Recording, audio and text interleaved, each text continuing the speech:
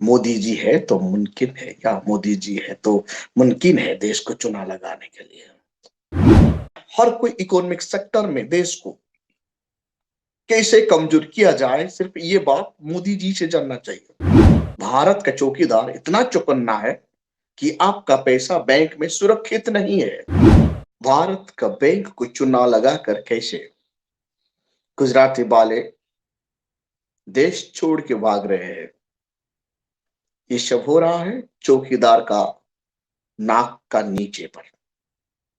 साथियों, Uttar Pradesh election sir पर है और कंटिन्यू चल रहा है। फर्स्ट फेज खत्म, सेकंड फेज खत्म। इधर भारत का सबसे बड़ा इकोनॉमिक घोटाला घट गया है। ये कैसे संभव हो पाया?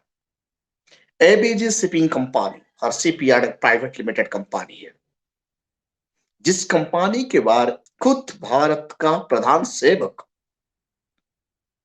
माननीय प्रधानमंत्री मोदी जी बहुत बात बता रहे थे। यूनिवर्सिटी को एबीजी शिपिंग कंपनी से जोड़ना है, बच्चे गुजरात का यूनिवर्सिटी में समंदर के बारे में ज्ञान प्राप्त करेंगे। ना जाने कितने बात भारत का प्रधानमंत्री बता रहे थे उस दिन एबीजी शिपिंग यार्ड को एडवर्टाइजमेंट करवाने के लिए। असलियत में ये खेल अलग है। ये कंपनी देश को चुना लगा चुका है, यानी 23,000 करोड़, लगभग 23,000 करोड़ ये सबसे बड़ा बैंकिंग घोटाला है। भारत का चौकीदार क्या कर रहे हैं? इस देश को कुछ गुजराती लोगों ने बर्बाद कर दिए हैं। देश का इकोनॉमिक कंडीशन रसातल में जा रहा है। सीबीआई क्या कर रहा है इधर? ईडी क्या कर रहा है? एसबीआई जानबूझकर क्यों इतना लोन दिया? आईसीआईसीआई बैंक, एसबीआई, इनका 44% पैसा वहां डूब गया है। लगभग 23 बैंक को डुबा चुके हैं। ये जब पता चलता है कि ये जब इतना पैसा को चुना लगाकर एबीजीसी यार्ड का मुखिया, मैनेजिंग डायरेक्टर भारत छोड़ के चले जाते हैं। भारत वर्तमान स्थिति में इकोनॉमिकली कमजोर हो चुका है। हमारा भारत का बैंकिंग सिस्टम को कैसे बर्बाद किया जा रहा है जानबूझकर, ताकि इस देश में अंबानी, अडानी और दो चार मोदी जी का फ्रेंड का पास ही देश का तमाम वेल्थ रहेगा और बाकी सब सिटीजन को दो वक्त का रोटी के लिए जूझना पड़ेगा। ये वंचक थॉट का रणनीति से देश को कैसे कंगाल बना रहे हैं, फिर भी नौजवान आंख मूंद कर भरोसा कर रहे हैं बीजेपी को। मोदी जी है तो मुमकिन है, या मोदी जी है तो मुमकिन है देश को चुनाव लगाने के लिए। आजाद भारत में कभी भी इतनी करोड़ का घपाला घपाला नहीं हुआ था। 23,000 रुपए का घोटाला, यानी देश का 44% जो मोनी एसबीआई का और सीबीआई, आईसीआईसी का बर्बाद कर दिया गया। ये सब पैसा लोगों का काड़ी कमाई का पैसा है, भारत का सिटीजन का मेहनत का पैसा है, और ये बैंक को ऐसे लूट रहे हैं। गवर्नमेंट चुपचाप यहां तमाशा देख रहा है। गवर्नमेंट को क्या जाता है? स्टेट गवर्नमेंट या गुजरात गवर्नमेंट कहिए या भारत सरकार कहिए, उन्हें तो पीसी चाहिए, इलेक्टोरल बॉन्ड चाहिए। इलेक्शन लड़ने के लिए ये सरकार को इलेक्टोरल बॉन्ड चाहिए। ताकि इलेक्टोरल बॉन्ड से 5,000 से 6,000 करोड़ रुपया पार्टी फंड में इकट्ठा कर सके और इलेक्शन पीरियड में लोगों को पैसा दे के वोट खरीदना इन लोगों का काम बन गया, धंधा बन गया है। अब डेमोक्रेसी डेमोक्रेसी नहीं रहा है। जो डेमोक्रेसी का मूल मंत्र होता है इक्वालिटी, इकोनॉमिक इक्वालिटी, जो आर्टिकल 14 और प्रीएम्बुल में लिखा गया है। लेकिन भारत का सरकार और गुजरात का सरकार कैसे आर्टिकल 14 का धज्जियां उड़ा रहे हैं। भारत का संविधान का प्रीएम्बुल में जो इक्वालिटी का बात आता है, इकोनॉमिक इक्वालिटी, इनको दफन किया गया है। 2024 में फिर ये सरकार आए बनेगा ना, देश में कुछ बचने वाला नहीं है। ये 7 साल का शासन पीरियड में बीजेपी, अडानी, अंबानी और आज का तारीख में एवरेज शिपिंग यार्ड को जितना बेनिफिट दिलाया, शायद कोई भी सरकार इतना बड़ा बैंक करप्शन नहीं किए होंगे। भारत वर्तमान परिस्थिति में इकोनॉमिकली कमजोर हो चुका है। हर कोई इकोनॉमिक सेक्टर में देश को कैसे कमजोर किया जाए, सिर्फ ये बात मोदी जी से जानना चाहिए। बीएसएनएल को कमजोर करके एयरटेल को बचाया गया। वर्तमान तारीख में भारत का शिक्षा व्यवस्था को कमजोर करके और कोई फ्रेंड को बेचा जाएगा एजुकेशन सिस्टम। गवर्नमेंट हॉस्पिटल को कमजोर किया जा रहा है ताकि प्राइवेट हॉस्पिटल फले या फूले और ये सरकार को इलेक्टोरल बॉन्ड मिले इलेक्शन का पीरियड में पैसा फूकने के लिए। मटन, चिकन, बिरयानी, शराब, उसके साथ साथ पैसा बांटना इलेक्शन में, ये तमाशा चलता रहेगा। लोग नहीं जगेंगे तो ये देश के लिए बहुत बड़ा खतरा है। आने वाला कल भारत भुखमरी की कतार पर खड़ा हो जाएगा। वर्तमान परिस्थिति में भारतवर्ष में लगभग 40% लोगों को 2 वक्त का रोटी के लिए लड़ना पड़ रहा है। 15% लोग आज का तारीख में 2 वक्त का रोटी नहीं मिल रहा है।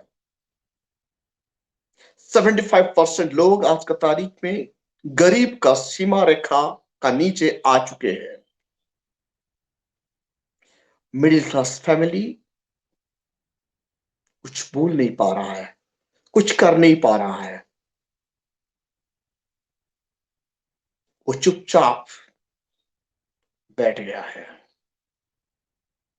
जब किसी का फैमिली में मेडिकल हो जाता है, ओल्डेस्ट पेरेंट्स को मेडिकल एडमिशन किया जाता है, तो वो रोता है क्योंकि गवर्नमेंट हॉस्पिटल को बर्बाद किया गया है।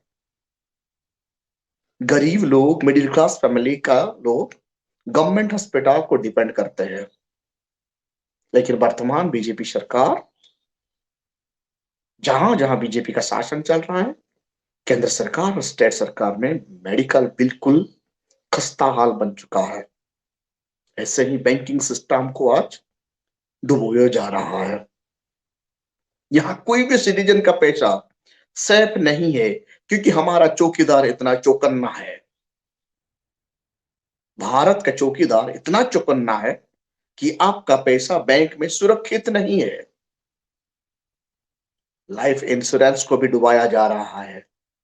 आप जो निधि रख रहे हैं क्रिटिकल टाइम में यूज करने के लिए, वो एलआईसी भी डूब चुका है। बैंकिंग सेक्टर डूब गया, एलआईसी डूब चुका है, हॉस्पिटल बर्बाद हो चुका है, एजुकेशन सिस्टम बर्बाद हो चुका है और संवैधानिक संस्था आज का तारीख फ्रीजिंग हो गया है। नहीं तो 23,000 करोड़ रुपया हवन करके वो देश छोड़ के चला जाता है, किसी को पता नहीं चलता। डबल इंजन का सरकार है वो भाई, वो गुजरात डबल इंजन का सरकार है। ये डबल इंजन का सरकार क्या कर रहा है? ये तो सोची समझी रणनीति है। सरकार को कुछ नहीं चाहिए, बस इलेक्टोरल बॉन्ड चाहिए। इलेक्टोरल बॉन्ड के तहत थाउजेंड्स करोड़ रुपए डोनेशन उन्हें मिले और वो पैसा से देश का साथ खिलवाड़ करने के लिए मौका मिलेगा। वक्त बहुत कम है साथियों। भारत का कॉन्शियस सिटीजन्स के नाते आप लोगों का ये रिस्पॉन्सिबिलिटी बनता है नाकामयाबी सरकार को उखाड़ के फेंकना है। जो देश को बर्बाद करता है, देश का इकोनॉमी को बर्बाद करता है, देश का एजुकेशन को बर्बाद करता है, देश का हेल्थ सिस्टम को बर्बाद करता है, इससे सरकार देश के लिए खतरनाक है। इसीलिए हर कोई सिटीजन को चौकन्ना होना है, भारत का संविधान को बचाने के लिए मेहनत करना है। जो भारत का संविधान को इज्जत दे, जो पॉलिटिकल पार्टी का लोग भारत का संविधान को लागू कराने के लिए प्रयास करता है, वही पार्टी को हम इलेक्शन प्रोसीजर में जिताकर देश को बचाना है। नहीं तो आने वाला कल ये देश बचने वाला नहीं है। मेहुल चोकसी ऐसे ही देश को ठग कर चला गया। हम कुछ कर नहीं पाए, हाथ में हाथ पकड़कर बैठ गए। आज एबीजी शिपिंग यार्ड 23,000 करोड़ रुपया हवन कर दिया। कुछ कर नहीं पा रहे हैं, यानी भारत सरकार कुछ कर नहीं पा रहा। ये भारत सरकार का मेरे ख्याल से, मेरे ये व्यक्तिगत ओपिनियन है, नाक का नीचे हुआ। यानी भारत सरकार जान रहा था इतना पैसा चुना लगाना मतलब देश का इकोनॉमिक खस्ता हाल हो चुका है। फिर भी पार्टी का तेवर कितना मजबूत है। 5,000 करोड़ 6,000 करोड़ रुपया डोनेशन मिलता है कुछ कुछ पार्टी को। ये पैसा कहां से आ रहा है? ऐसे प्राइवेट लिमिटेड कंपनी का इलेक्ट्रॉनिक बॉन्ड से आ रहा है। इसीलिए गवर्नमेंट उन्हें कुछ नहीं कर रहा है। ये गरीब लोगों का एक्सप्लोटेशन नहीं तो और क्या है? ये भारत सिटीजन को धोखाधड़ी नहीं तो और क्या है? कैसे भारत का सिटीजन को का साथ भारत सरकार और आपका एवीजी ग्रुप धोखाधड़ी कर रहा है, और भारत सरकार हमारा जान और मालिक को सुरक्षा दे नहीं पा रहा है। हमारा ये कॉन्ट्रैक्ट होता है 5 साल में एक बार। जो सरकार हमारा जान और मालिक को सुरक्षा देता है, हम उन्हें सरकार बनाने के लिए थमता देते हैं, और ये लोग तो हमारा जान और मालिक को सुरक्षा दे नहीं पा रहे। मेरे ख्याल से भारत का सिटीजन इस बात को समझकर ऐसे लोगों को नकारना चाहिए, ताकि देश का इकोनॉमिक मजबूत हो सके। गोदी मीडिया इसके बारे में एक भी दिन बहस नहीं कर रहा है। गोदी मीडिया वर्तमान तारीख में हिजाब का पीछे लग गया है, ताकि बीजेपी वाले को मौका मिले यूपी इलेक्शन जीतने के लिए। हमने ये तो बताएंगे ना ये लोग सोशल मीडिया में वायरल करके, बीजेपी ने मुसलमानों को यहां कैसे दबाया रहा है, टाइट किया जा रहा है, टाइट। ये टाइट का नाम पर हम वोट देंगे ना, इधर हमारा इकोनॉमिक बर्बाद हो जाएगा। हमारा संविधान कभी भी ऐसे शब्द को इजाजत नहीं देता। हमारा संविधान के तहत हम सब बराबर है। जाग चाहिए। नफरत का आग जो लगा रहे हैं, इनको हम लोग सब मिलकर बुझा देंगे। यहाँ भाईचारा फैलाएंगे और देश में अमन और चैन लाएंगे। Thank you.